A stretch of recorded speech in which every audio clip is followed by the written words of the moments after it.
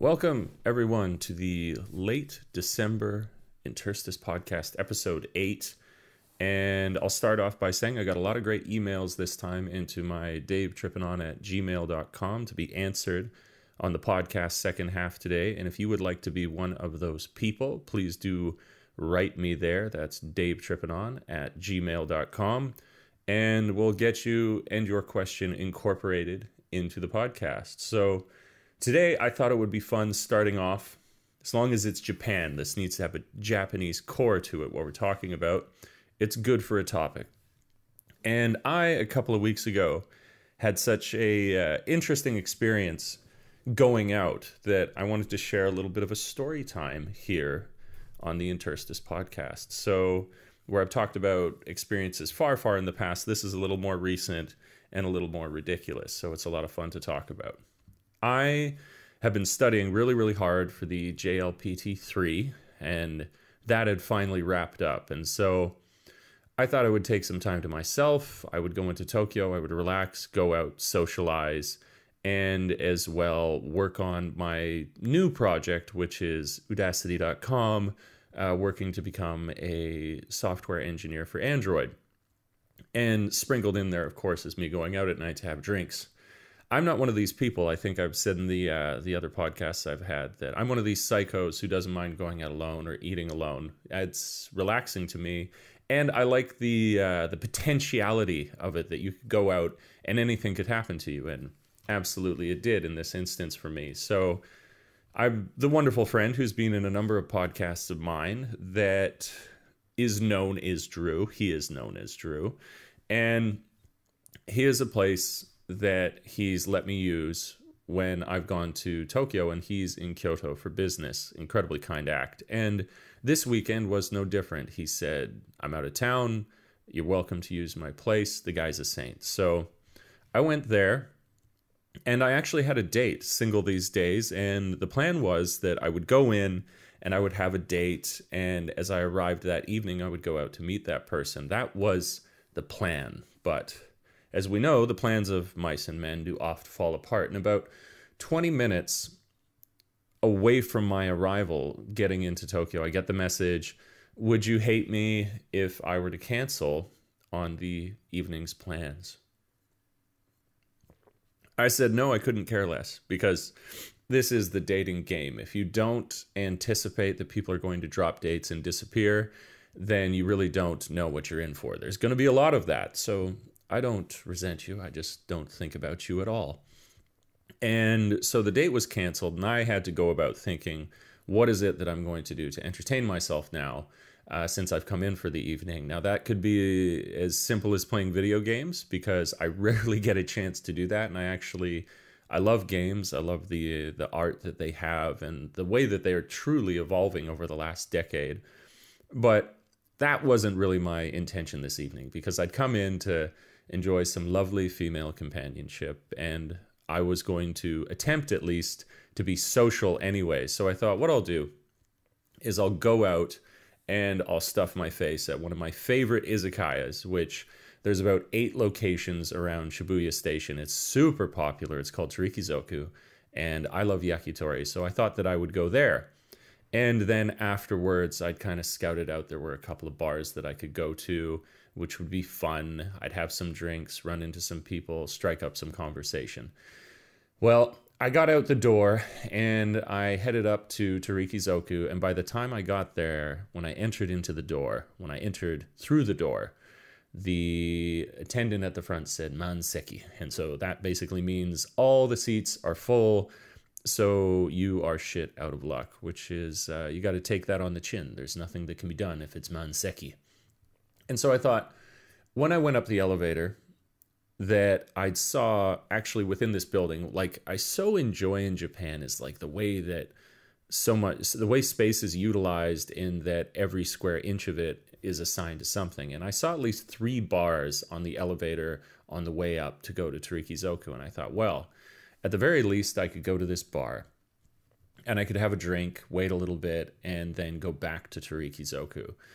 Before then continuing on with my misadventurous overthrows at the bars. So I went down to a bar called Propaganda, and at Propaganda, it was, I mean, these places really only get going when it's much, much, much later in the day. So it was nearly dead, but I expected it to be so. It was only around, say, 9 o'clock, something like that. And then I went up to the barkeep, and what is a really good go-to for me, if you've never had this before, it's a miracle in both flavor and cost, which is to have a Canadian Club.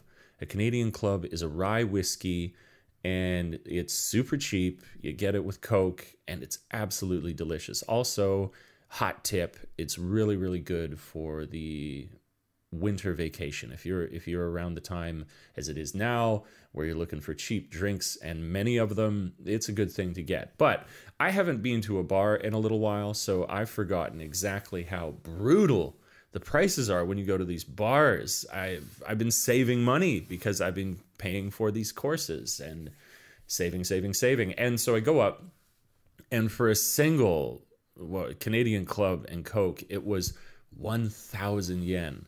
Now, bearing in mind that you can buy an entire like 2.6 bottle of this stuff for 1,300 yen, it was a real kick in the nuts.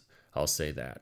But I know what I'm in for. Much as I haven't seen these prices, I know that I'm at a bar, so that's how much that they're going to charge you.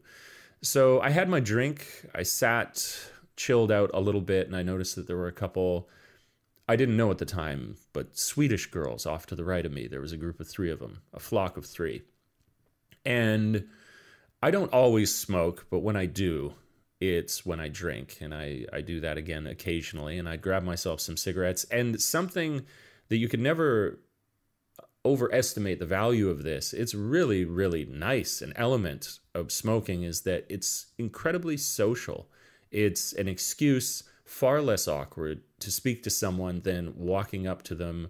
It gives that kind of, what would you say, that entrance of politeness, because, oh, we're smoking. It wasn't that I was coming up to butt in on your night. And I went out for a smoke, and these girls went out for a smoke as well. And that, of course, created the bridge where we could have a conversation like I'm talking about. And it was good. They were interesting people. They were here specifically to study Japanese, which I thought was kind of cool. And so the 3 of them were, at first I didn't know the language. I asked them, that was my interest. I said, what language are you speaking? And they said Swedish. And 1 or 2 of them went then back into the bar, but one of them stayed outside. Her name was Becky. I don't know if that's a common name in Sweden. And we had an interesting conversation about language. It was cool, about like what she finds challenging. She already speaks 2 languages, both obviously English and Swedish, and her comparison, and she thought that Japanese was very, very difficult, and I tend to agree with her.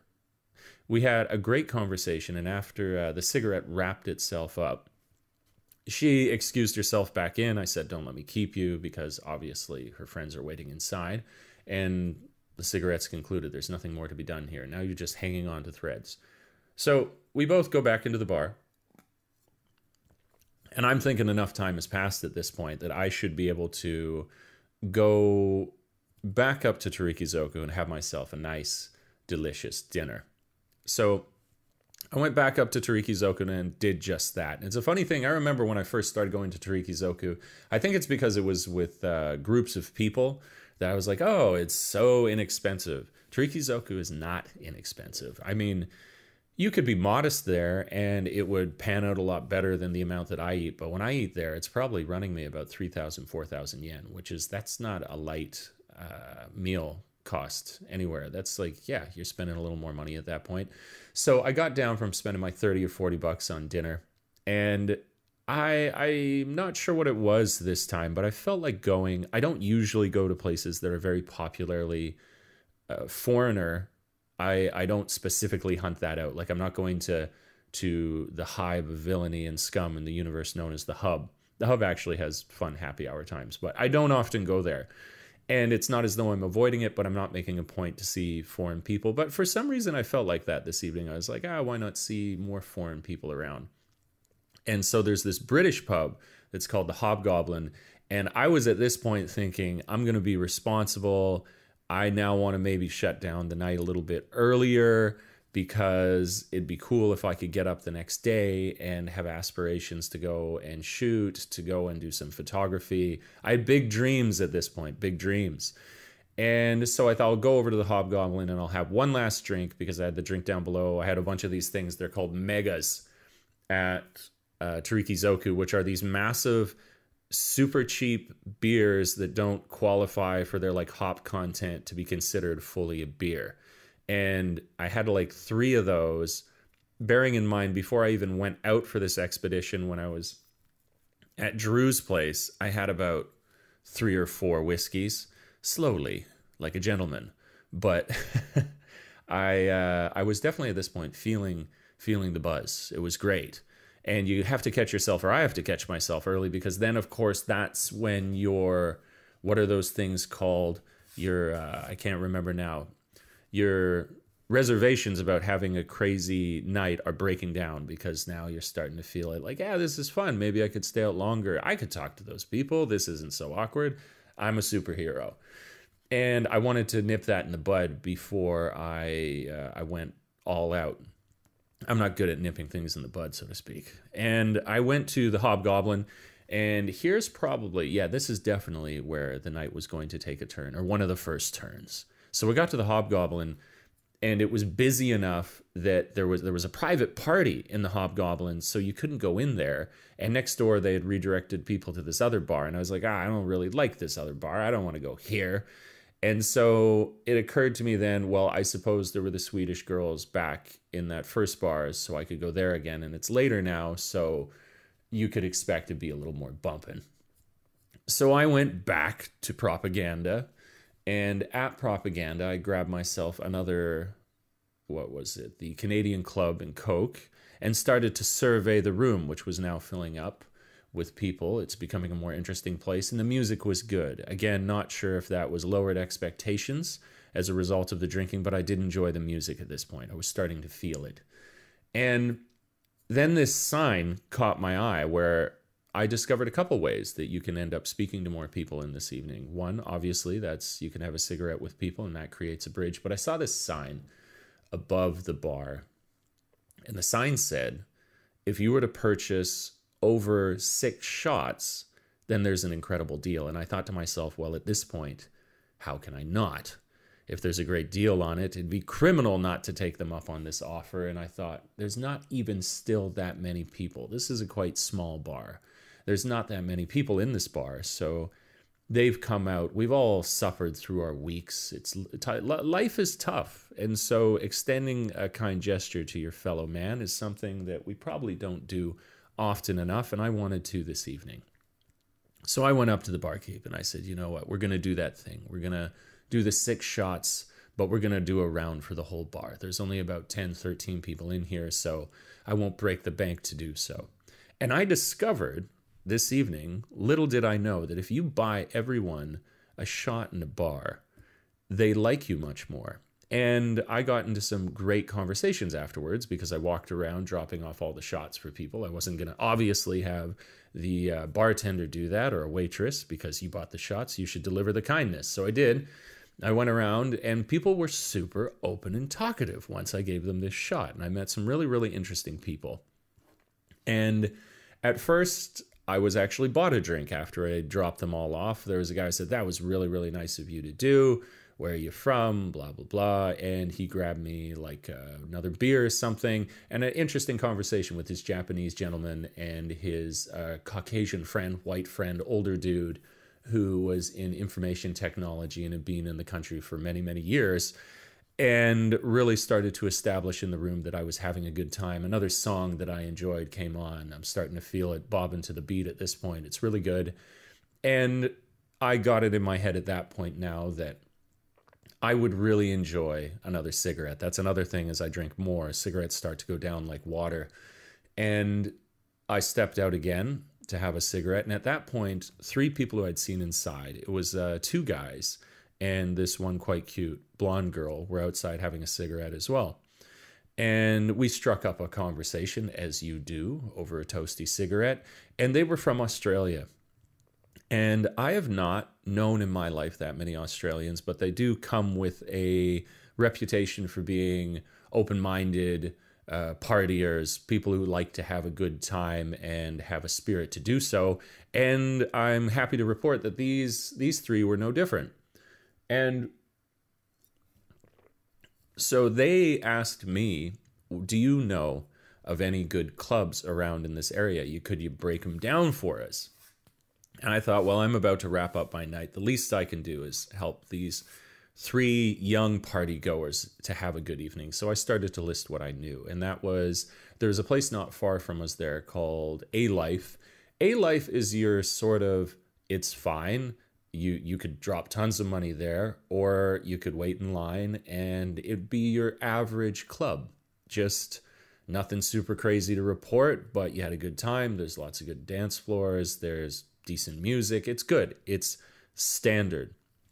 Then you've got One Oak, and if anybody may know this from listening or who has partied at all, One Oak is actually, it's a world famous place, and I believe they have like major locations in like LA, maybe they got one in New York, but they also, and it's not that old, have one in Roppongi.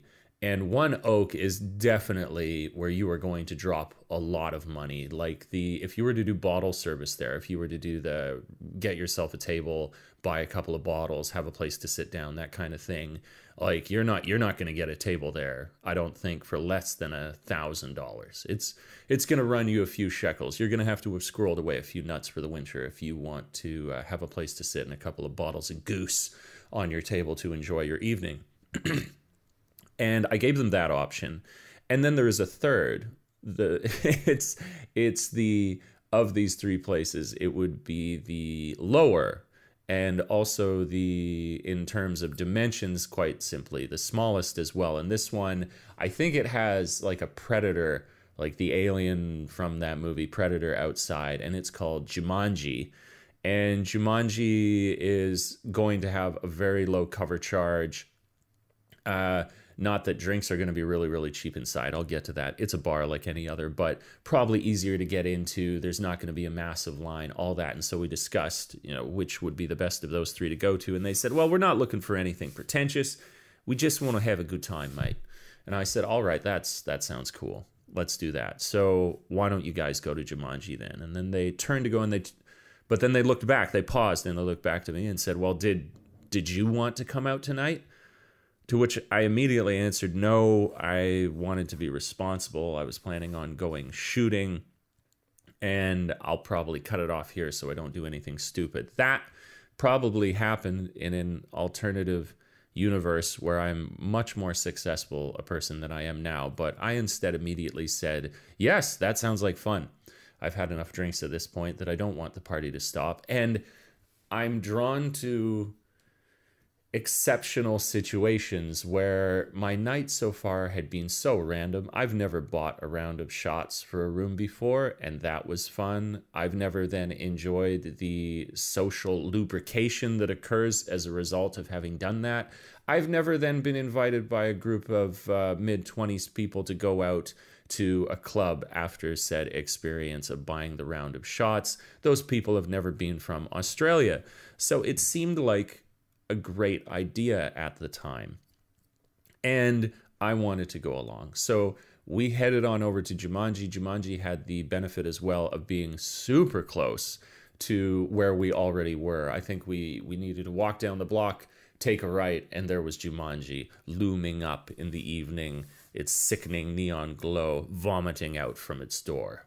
And we went there, we paid the quite minimal cover charge that you had to get in. I think it was like $20. Not a bad cover charge. Not cheap, but if you got cheaper than that, I'd start to worry about the club that you were going into for less than $20. We got in, and it was I would say on the lower end of medium. There were not a ton of people yet, bearing in mind this is now coming around to like 10:30, 11 o'clock, something like that. Yeah, maybe closer to 11:30 actually. It is heating up. Things are getting a little bit crazier in there. And so we get in and we start dancing. We're having a good time at this point. I'm glad to have met this trio of easygoing partiers. It's a lot of fun. And we're dancing, we're having a good time. It's starting to fill up more and more. I'm feeling at least somewhat socially accomplished to have arrived at this point in my evening. I haven't been to a club in, no, that's a lie. I was going to say years. No, actually, if you look back at my videos on the channel, then I went clubbing with Drew and his friends at A-Life probably about 2 years ago. So it has been years, but it's not like half a decade or something like that that I hadn't been to a club. So this is fun. I wanted to get back out and experience this kind of thing. But you do realize when you get into these clubs all the reasons why you might not go to them so frequently.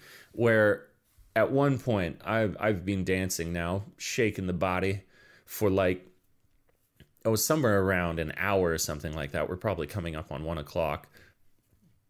And I need some water. You got to stay hydrated or it's going to be so much more the nightmare the following day. So I go up to the bartender and I was like, I'll get 2 waters, please.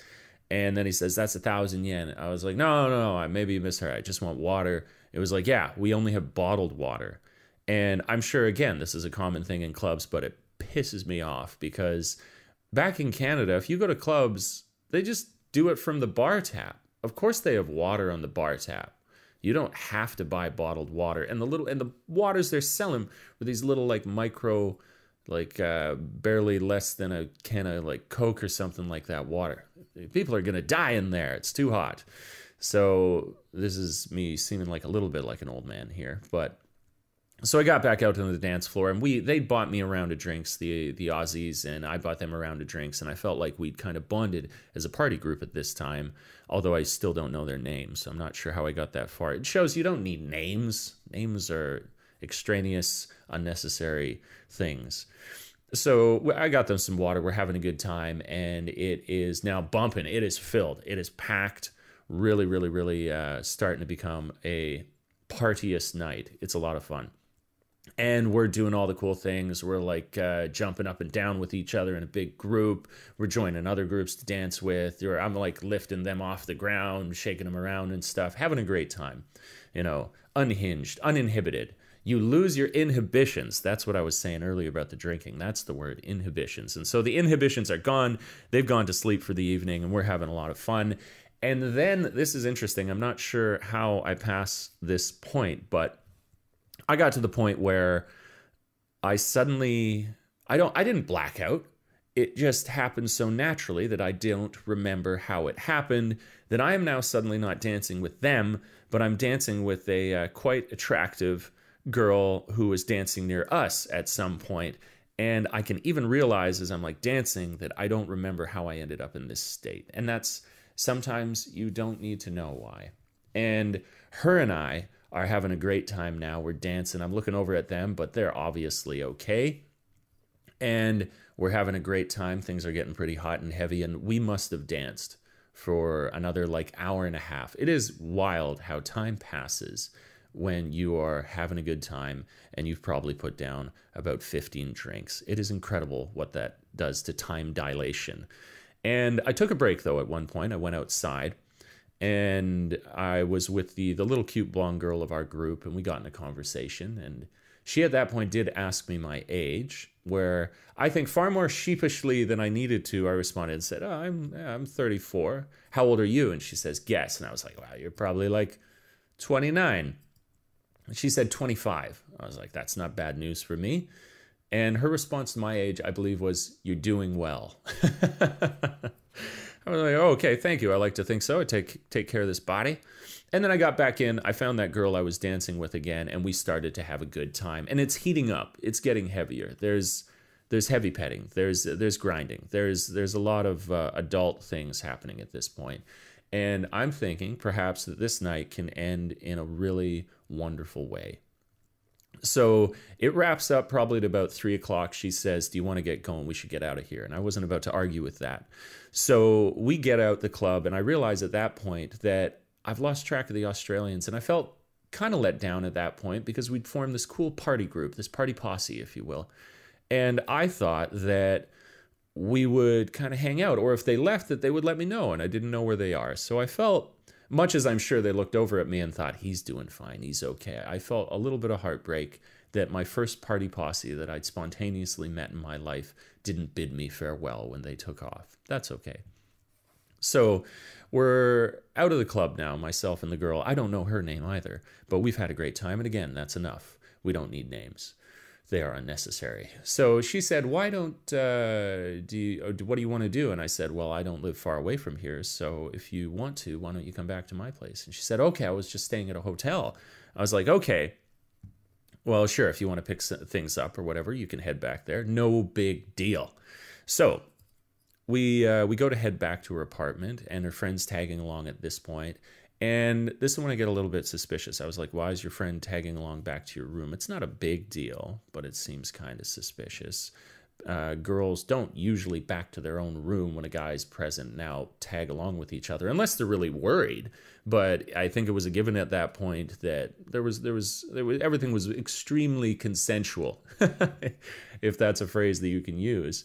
And we got back to her room, and she said, oh, she starts talking about life being expensive. And I was like, oh, no. And we made out a little bit in her room, which was great. And then she starts to say, I really want to come back, but do you think when I go to your place, do you think you can cover my expenses? And ladies and gentlemen, I had been dancing all night with an escort. And now she was hitting me up to see if I would actually pay for her services for the rest of the evening. I've never had this before. Like, usually escorts are escorts, and you just know that. They don't spend their entire night dancing with you and then try and hook you at the end. In my experience, this is a first for me, so I don't know. And with all due respect, I don't consider myself morally aloof in any way, but it's not something I would do. So I had to tell her that that's not my jam, and no disrespect whatsoever, but I'm going to have to go now. And so I got up and left, and she was not angry. She didn't flip out or do anything psychotic at that point. She was like, I understand. It's, maybe I'm not clear. I'm like, no shit, you weren't clear. We were dancing for an hour. There were no words. There was no chance for you to be clear. So again, no judgment. But I went back. I had myself another whiskey and a cigarette, reminisced on the wildness of the night, and considered it. I think at that point I was emotional, where it was like, it could have been the perfect, hot, sexy night. But the way that it ended in retrospect, I think, is just as entertaining, if not more, for the unexpected element. So with that, we'll move on now to the emails and a few other interesting topics that we have for the podcast today. As we head into the second portion of the podcast now, I want to remind people, whether you're listening on iTunes or Spotify or my channel itself, watching the video, that again, if you'd like to have your answered questions show up in the podcast, to email me at davetrippanon@gmail.com. My priorities given over, of course, to the patrons who support me, and I have a few patron questions this morning, that's when I'm recording this. And if you want to be a part of that for as low as $1 a month, you can support me there, and you're guaranteed to have your questions answered amongst many of the other perks.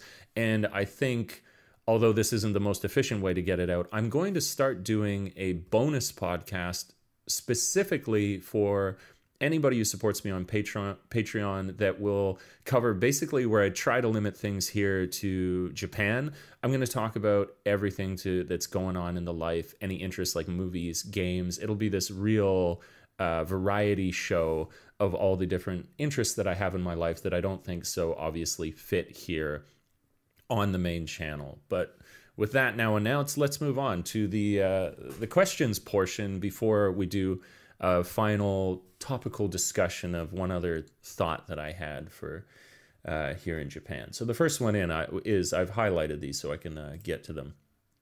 Okay, so first one we're going in here is Ian Hunt. Excuse me. Okay. Hi, I'm an educator we'll keep that out. To make a long story short, I have to thank you for coming to Japan. Your videos are helpful. Oh, okay. Just talking about meeting up. Yeah, that'd be cool, man. Always meet up for drinks, no question there, but I really, really appreciate that. Thank you. Okay. Wow. Okay, this is one. Some of these, this is one other thing that I could add, is that I'll probably have to respond to some of these that are massive with an actual email, because it gets to be a little too long if I do it here on the podcast. Okay. So let's go here. All right. Next one.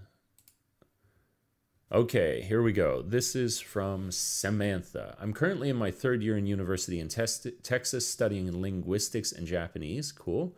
I've always wanted to be a teacher, but the pay and treatment in the U.S. for teachers is pretty shitty.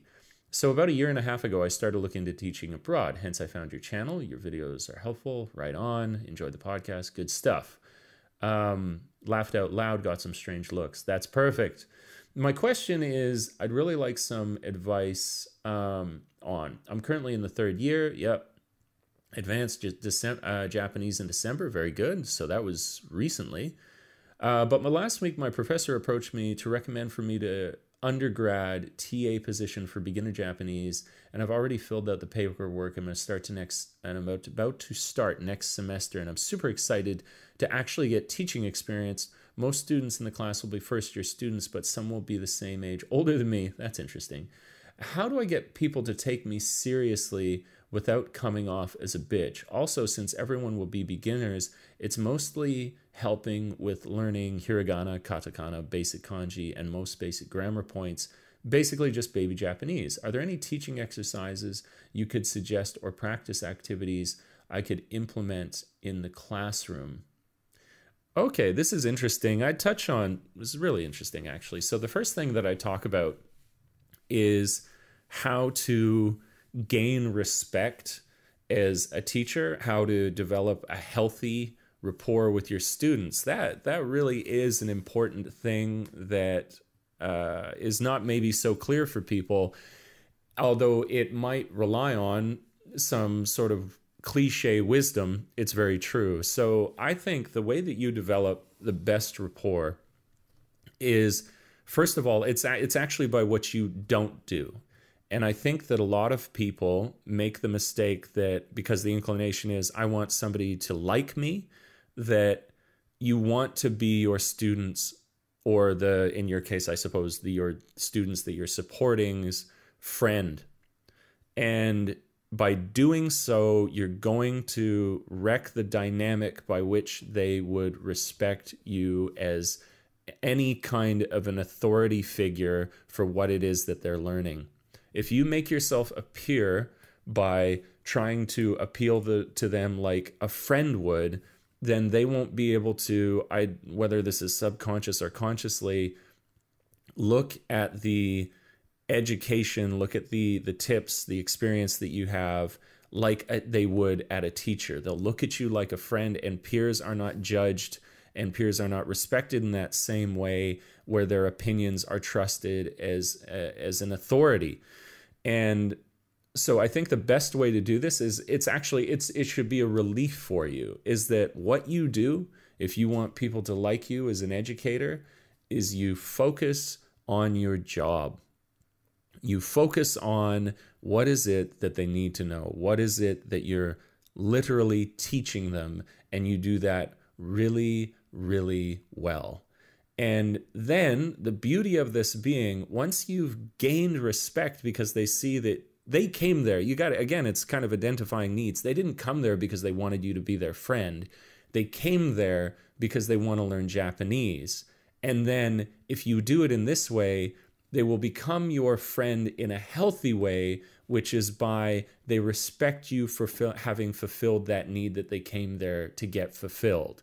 And it's not going to be the traditional peer friendship. It's going to be the sort of rapport that you could best enjoy as an authority figure, where they look up to you. And obviously that may not be literally speaking. You may be quite small, but they look up to you in that they can trust your opinion as somebody who's gone through this. They've gone this way before. They've navigated the pitfalls, and you're somebody that they can rely on. And as opposed to being a peer relationship, it's a reliant educator relationship. But in that kind of dynamic, people still really like you.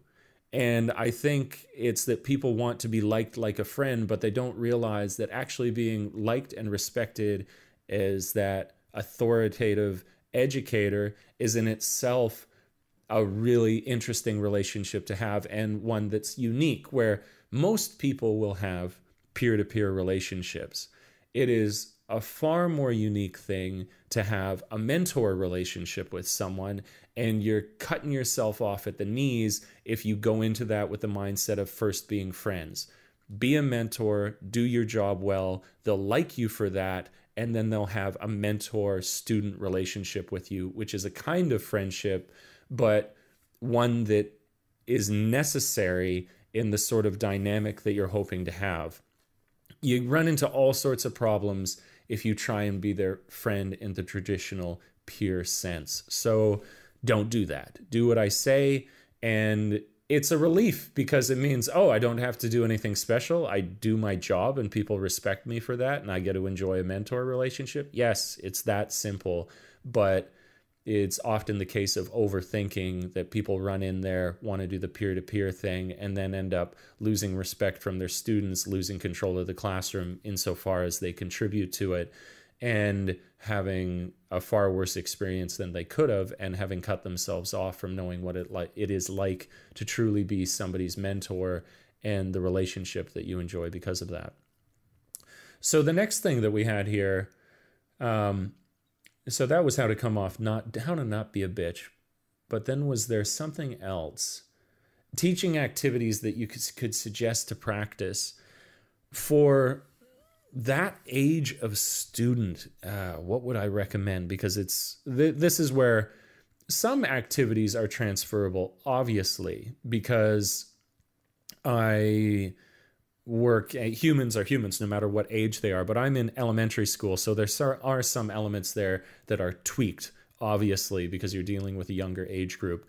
I think something that's really important to have under your belt is that one thing remains actually more a challenge when you're dealing with these older learners, is that children, they have no walls. Excuse me. They have no walls. They have no personal barriers. And so unless you're with the grade sixes in elementary school where they got all sorts of things going on in their head,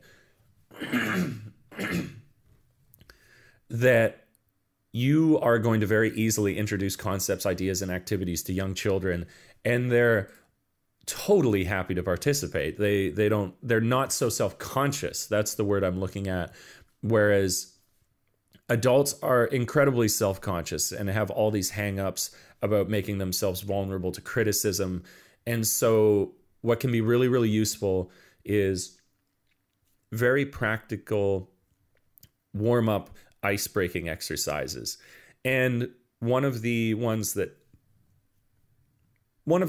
I do with my students at lunch, this is like Japanese practice for me. I think it's called shiritori, where you take a Japanese word and you say, what would you say, for example? You could say hiragana. Now, you're working around a group, and then the next person next to you needs to say a word, but that ended with the phonetic of your previous words. So I had said hiragana. Now they need to say another Japanese word that begins with na. And you go around and you're always like following the tail of the person's previous word. It's a great vocabulary exercise, and it gets people in a really, really easy way to start speaking, getting people out of their shell. You're going to have students at different levels who are more and less comfortable getting out of their shell, but that's a great way to start it, because the key is to actually have people speaking. That's how you're going to thaw the room out easiest. Other little warm-up activities that you could do, speaking again, it's only another variation on that. It's a memory game where you say a Japanese word and then the person has to say that Japanese word and then another word, and you're stacking on to see how far you can get around in your group, how many words can you remember, and add on another one. That's another activity that you could do very, very easy for breaking the ice. Not so flush right now to think of anything complex, but those are two fun warm-up ones if you haven't used them before. So there we go. That was a great start. I enjoyed that. Okay, let's see. Frank says, I've been watching your videos and I had a question about a bachelor's degree requirement. Okay, this question. There's a good chance that I'll be attending a nationally accredited university as opposed to a regionally accredited one. I would like to work in Japan when my degree is complete. Will that raise any red flags? No, I really don't think so. They're not going to care about something. They're not going to split those hairs. That's what I would say. So this is an interesting one. This is from Jinyan. He writes, "Hi, Mr. Jameson. This is interesting, especially because I've said Altia is this company that people can come over to Japan, and they, generally speaking, do a little better than other dispatch companies, the way that they pay you, their holidays, stuff like that. So I just found out today that Altia Central has admitted to breaking the paid annual leave for many years. Despite this admission by the company, Altia failed to compensate 285 teachers. I'm wondering if you may be able to verify this information with a current, I don't know anybody from Altia. The information I got is from a Japanese workers' union called General Union Below." Well, that is in itself, isn't that just a thing? Like this is never ending. Basically, the abuse of dispatch companies trying to cut corners and save money on this dispatch international workforce that they have coming over. I think there's no end to the loopholes that people are finding there. So without even confirming in the time that I've spent when I was at these companies, yes, of course they do that. And if you call them on it, they'll often kind of tuck their tail between their legs because they don't want it to turn into a bigger thing, and they'll correct whatever it was. But it's kind of like they're always trying to screw you so long as you didn't notice that they were doing it. But then if you point it out, they're like, "Oh, whoopsie, who knew that we were doing that? Okay, sorry, we've never done that before. It was just a mistake in paper keeping or whatever." But they're totally doing it all the time. The moral of this story, however, is that if they're doing that, and we know that they're doing that, and they've done it for time eternal, and even with Japanese labor laws trying to prevent them, relying on Japanese labor laws and unions to improve your position, I think, is disempowering yourself. It's important, not saying that they shouldn't be there, but those gears of justice move so slowly. Maybe in a couple years or something, it's going to sort itself out, and people will be in a better position with these dispatch companies, or worse, who knows exactly how it resolves. But in regards to you nominalizing your situation, it is always to act and empower yourself by looking for something different. Don't concern yourself with winning a legal battle against something like a dispatch company. Get on the job boards, find a better job, and then you're going to be infinitely better off and infinitely faster than you would were you to wait for these gears of justice to turn for the dispatch companies behaving in ways that they shouldn't. So let's move on then to the next one. Okay, here we go. This one's from Jesse. I'm currently working as an ALT. I'd like to thank you for the content. Right on. Appreciate you tuning in. Means a lot to me. I worked in a soul-sucking security job in Seattle before I found out about teaching English in Japan. I did as much research as I could, but I could never find enough information to give me confidence. Really? I'm surprised. I need to actualize this dream of living in Japan. This was until I found your channel. Oh, you flatterer. That's awesome. The advice you have given has been practical, succinct. Okay. Moving on to my question. I am now 8 months in with Interact and looking to move on. Specifically, I'm looking for job opportunities in Tokyo. Aside from going on the usual job-seeking websites and narrowing search results to Tokyo, are there other methods I could use to find a job in Tokyo? I should point out that I'm not concerned with improving my financial situation. Okay. So moving on from Interact to yet another dispatch company and making the same amount is fine with me. Interesting. Thank you for any advice that you can give me. Okay, love the podcast. Right on, Jesse. That's good news. You're on it now. So what I would say to this is you can look for schools, and this is the most expeditious way that you could possibly get a job. It takes having a little bit more nuts. You got to have some balls, but it's a great way to go about things. So if you don't want to go on the traditional job sites to find yourself a job, what you do is you go direct. And by that I mean look up private schools, look up international schools, and phone them directly or go to their websites directly and search for job postings in that way. Because you have to think, all these job posting sites are a conglomeration of all these different schools posting to these sites because it's convenient for them and it has high visibility for teachers searching for jobs.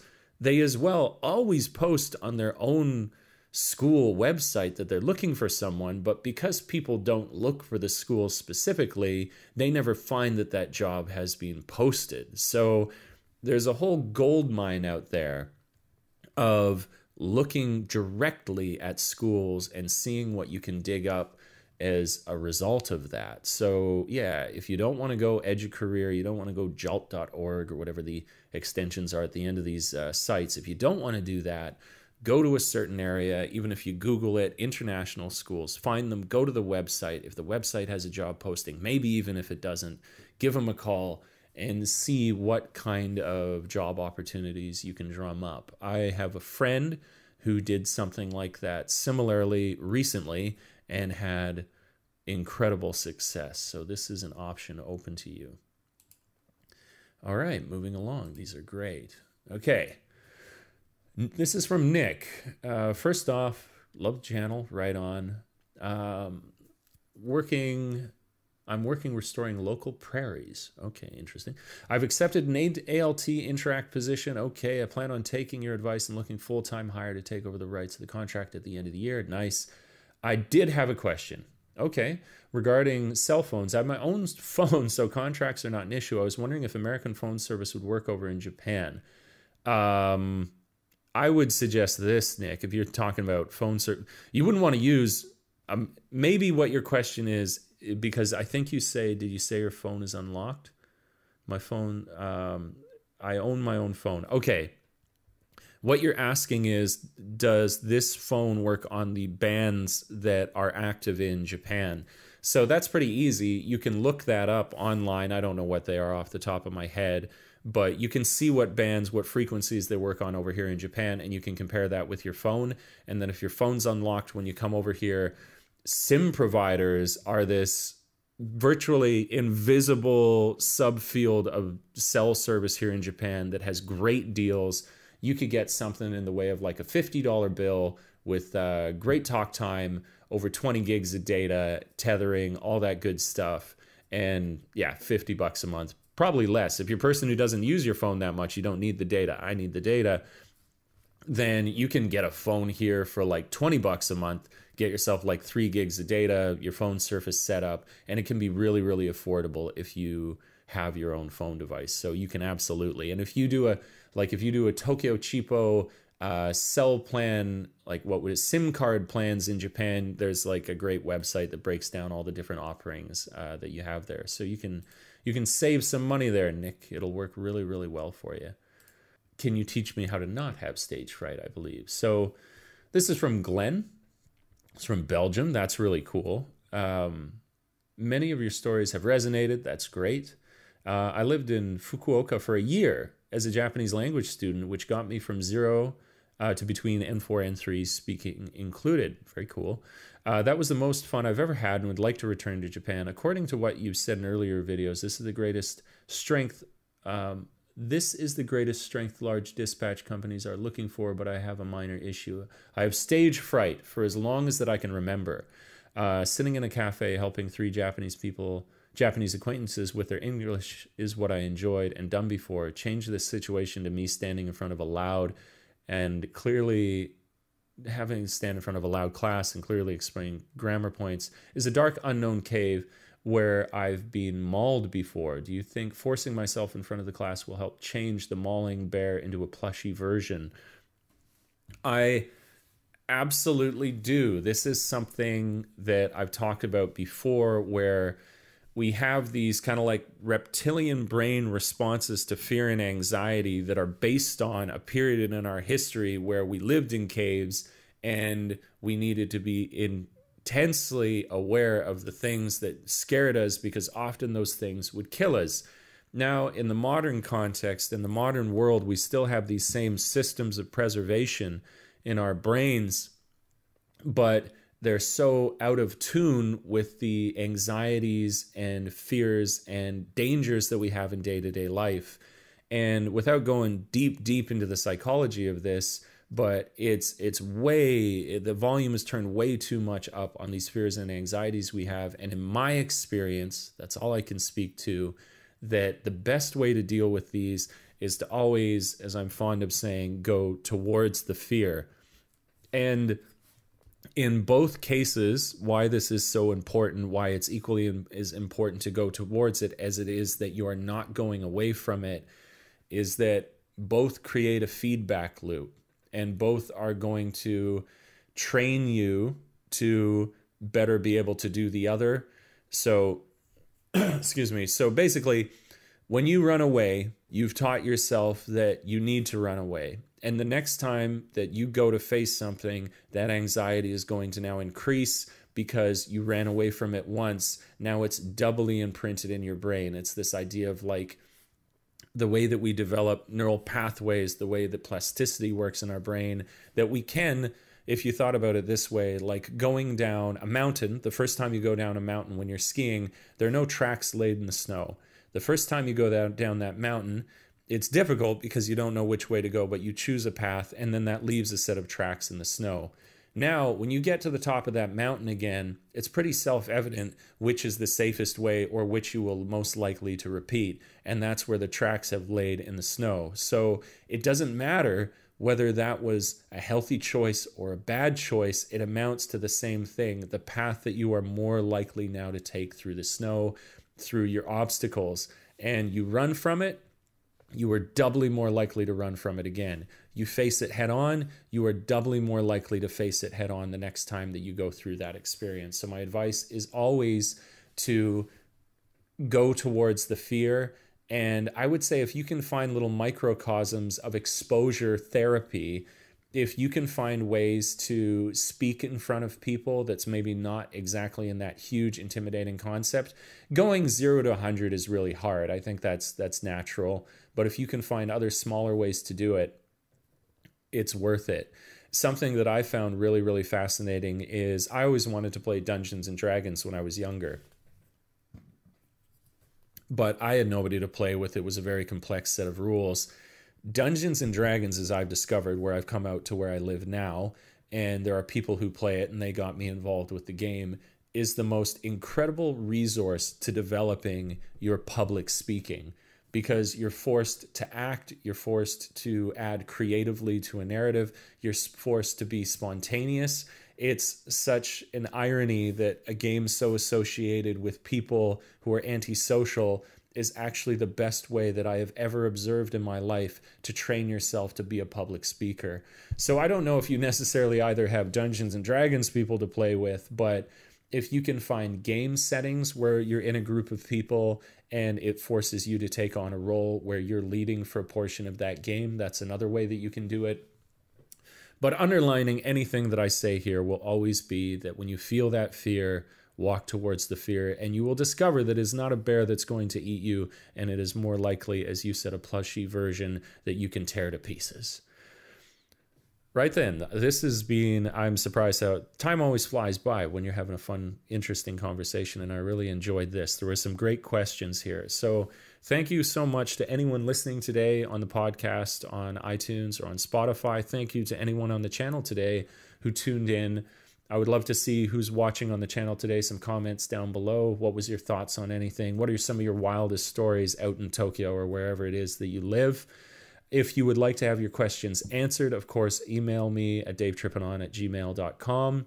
If you would like your questions to take priority, or you would like to simply support me on the channel, please do consider dropping by my Patreon. And that goes miles, infinite miles to me being able to do this full time. And I truly, truly appreciate it. I appreciate all you guys listening or watching. That's all for now. The clock has run out.